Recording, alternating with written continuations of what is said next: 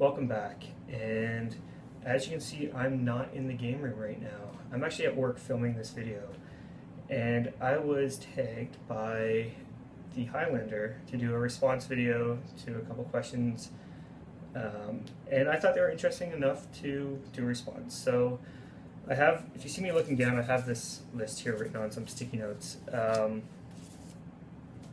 we'll get straight into it. So the very first question is, do you struggle buying games? And it's a good question. I kind of sort of struggle sometimes. The main issue is what I try to do is I always try to get everything for free. So it costs me nothing out of pocket. And what I do is I buy games for my collection, and then I buy games for resale.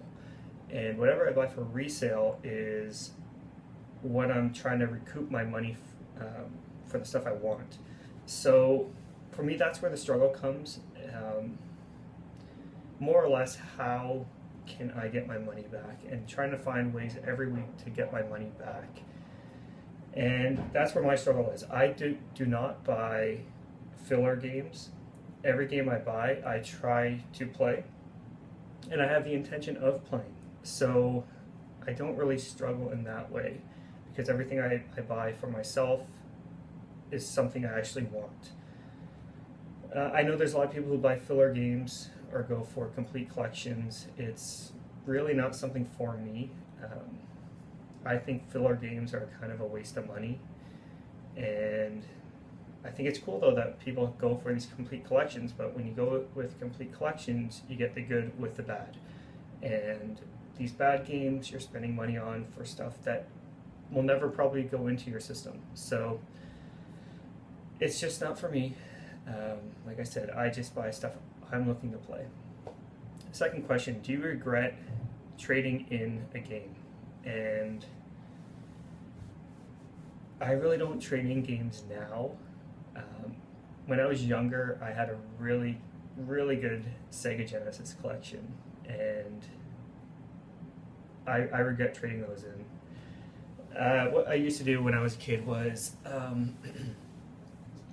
I would want to play a new game, and obviously when you want to play a new game and you're a kid, you don't have a lot of money. So what I would do is I'd take in a game or two to one of my local game stores and trade them in.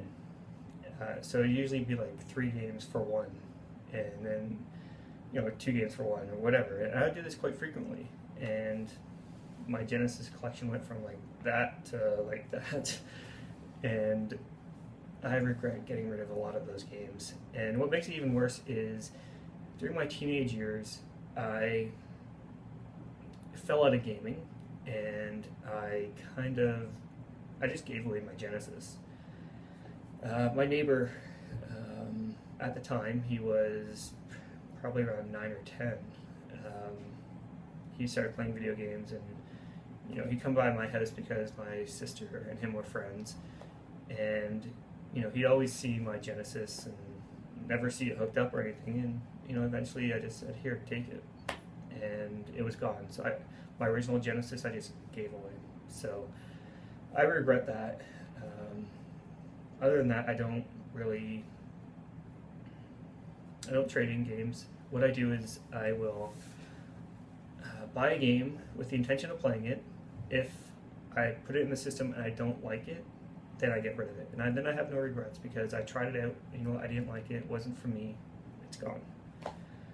Next question, if you could play a game again knowing nothing of it, what would it be? And I know he said that he struggled with this question, and it took him all day to figure it out, but for me, I know right off the bat, Persona 4. That is an amazing game with a great storyline. And for me, if I could go back not knowing anything about that game, I would be in heaven, because I enjoyed that game so much. So I'm looking forward to Persona 5, and if you notice in the past pickup videos over the last couple of months, I've been picking up a lot of Shin Megami Tensei games, because I want to recreate that feeling of Persona 4.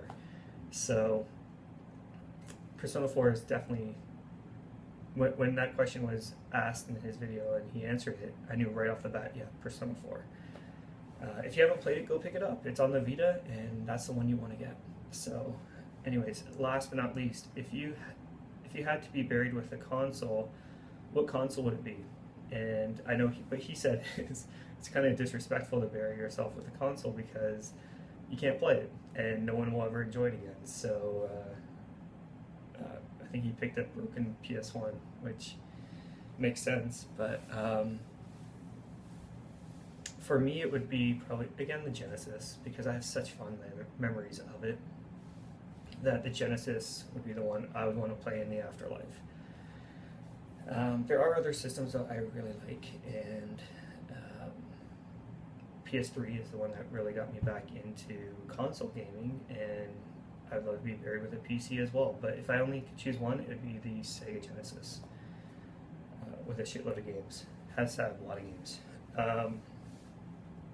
So anyways, what I'm going to do now is I'm going to tag 3 people, and I'm going to tag 3 people who have very small channels, and I think they deserve a lot more subscribers. So hopefully they're watching.